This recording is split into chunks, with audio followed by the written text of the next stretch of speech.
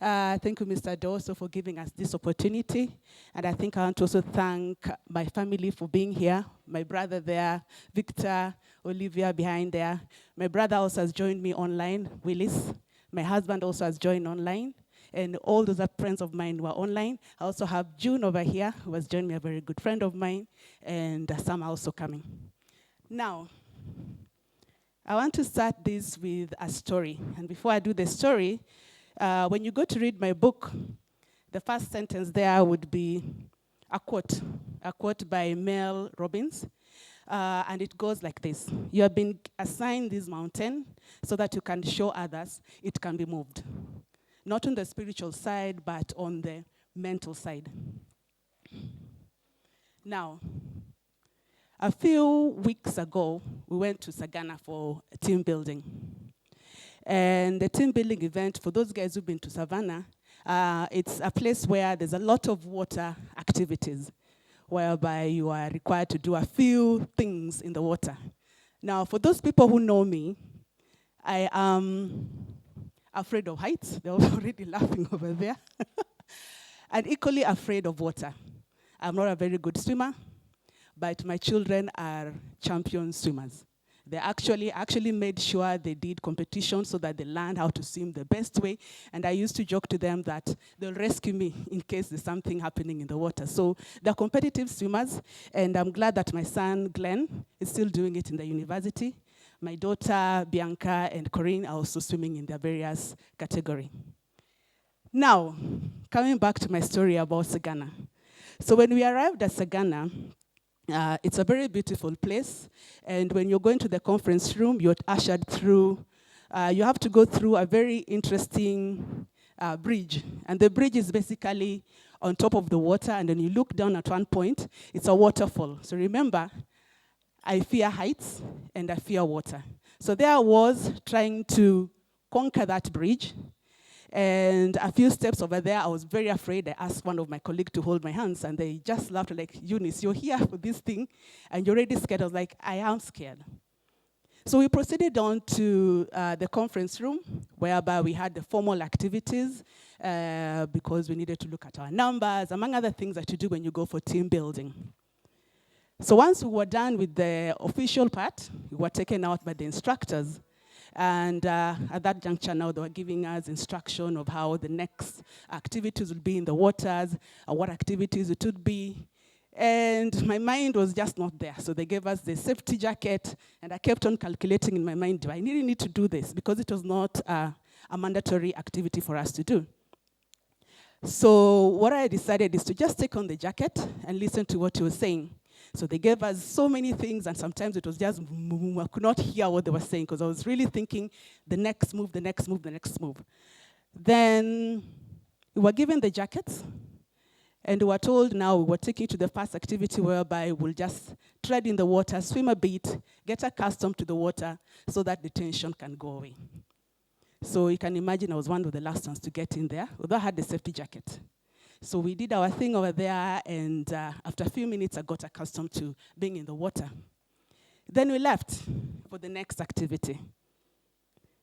Now, that takes me now to the topic of risk. Now, risk-taking, over the years, I've learned that risk-taking is often the bridge that takes you from here to where you want to be. In most cases, we fear and hold back from taking risk. Maybe because we fear failing, we fear rejection, and sometimes even fear to be rejected. I know some of my authors have also shared over here that sometimes when you do a book, you're actually exposing yourself out there. And sometimes I remember one time I asked my friend, I feel like an imposter, like, is that really me? But really, it's my story. It's my story, and I'm the one who can be able to tell it because I lived it. So as we also go along, the world, especially for the women, they expect us to play safe, to follow the rules, to prioritize actually being stability of ambition. So basically, when you're ambitious, some of the things that you can hear, and I bet some of you can attest to it, you can be told in some cases, tone it down, you're a bit too much. Don't take over. I've been told many times, do not take over this activity. Because for me, when things are not happening, I feel like I need to get out and have things happening. I've been told to not take over. Some also want to explain to you the topic or the point that you are coming across. Because when you start talking, they tell you, okay, this is what she meant to do. So they're explaining to you what you are thinking in your head. Okay? Some have also told you, you're not an expert in this field, so who gives you the authority to tell us? Some also will say, don't bring that point to the table. Why? Because they're not comfortable, you will shed the light on yourself. So that in people, their insecurity now comes into play and makes you also stop doing what you needed to do.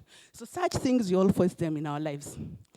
Now, today I challenge you, each and everyone, to identify that area. And I know, Dottie, you've been doing that, telling us what are those areas that you've not taken risk in. Whether it's in speaking in a meeting, pick yourself up and speak. Applying to that role that really intimidates you. You know, the ones that are being told, do you have 100%? For women, we look for 100%. And yet you can be able to actually do most of those things. Apply for those roles. Pursue those long-held dreams. June, I'm talking to you there. Because my friend also today has been texting me like, today, for sure, Eunice, I am glad to be here. And I've introduced her to Radido. I'm sure also you're going to do something with her. So thank you for that. So the world actually needs to hear more about people who dare, people who take action. And I bet you want to know, did I do any other thing apart from wading in the waters?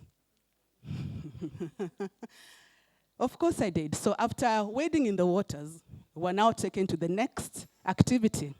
And the next activity was to jump over a waterfall. Remember that waterfall that I'd seen? And it's 50 meters deep. And remember, as I was crossing the bridge when we were coming for the conference, that is the water I was seeing and thinking, yeah. So here we are now, we are being directed to where the waterfall is. When we were being given the instructions and my head was all over the place, some of the instructions that were given is when we jump down, there's an activity we're supposed to do down there. That at that particular time came out of my mind because I was not still fathoming that I'm going to do the jumping. So we go across the bridge. And ladies and gentlemen, after wading through the waters for some time, they gave us a life jacket, of course, so we were told to float, look up, da-da-da. Some of the tension, like I mentioned, had actually gone down. Because as I was going now on the bridge the second time, because you had to cross the bridge again, I was walking on my own. Nobody was holding my hands. I said, this one I'm going to do. So now we go to the waterfall area. Of course, I still have things happening in my head telling me, no, you can't swim. This is height, you fear height. So all those things that can make you run away. But behold, there are some people in our communities, my colleagues, who are adrenaline junkies. So we get in there, and guys already jumping. First person jumps, gone. Second one, gone. Here I am still going, I'm peeping, and you're being told, don't peep. When you peep, you're going to tell your head that you can't do it. So stay behind. If you want to jump, come jump. So guys went on and went on. I tried jumping 3 times, I kid you not. 3 times I went. The first time, right there, things stole in my head. You fear water, you fear height, you can't do it. Then the instructors that we had were the best instructors on earth. They kept on encouraging us, go, go. You see, the guys have gone. There's a rescue team down there. In case of anything, you're okay. Your jacket that you've worn will propel you up, so you'll not feel anything. Then I jumped.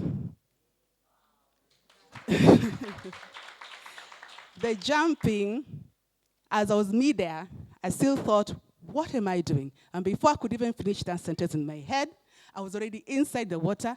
And the instruction that had been given initially, what to do when you get in the water, came back to my head. What does that mean? That when we are taking risks, sometimes those things that are already inherently in you will cushion you. We talked about those people who are also helping you and the risk takers with you. My colleagues who had already gone down kept on telling me, Eunice, come, it's okay. I could not hear them because it's way up here, but you could see their hand gestures. They're telling you, come, you're okay. And they took a video of me to just have a testimony that I actually did that. So when I got in the water, came out, the rescue boat was near me, the lessons came in, I went, held the boat, and was supposed to do something with our feet. And there I was, after that, believe me, all the other activities that were given, I was able to do them. I was the one shouting in my head. So I actually faced my two major phobias, height and water. Now, from now going onwards, the next time I think I'm standing here, I shall not be saying I cannot swim. I should be able to say I can swim. Thank you very much. My name is Eunice. And as Dottie had already said, I'm a marketer, and I'm also a business executive. And I'm looking forward to joining you guys on LinkedIn. So people look for me in the LinkedIn so that we can be able to connect. We can be able to, collaborate in any other topic so we can further this discussion. Together, we shall redefine what it takes to be bold and to be unstoppable. Now, to the ladies and the co-authors, many have been phenomenal. We have written a book in a record time, and here we are, launching it. With all the ups and downs that have gone in our heads, in the planning, we've launched it. So congratulations to everyone. Thank you. Let's put our hands together for Eunice Ongele.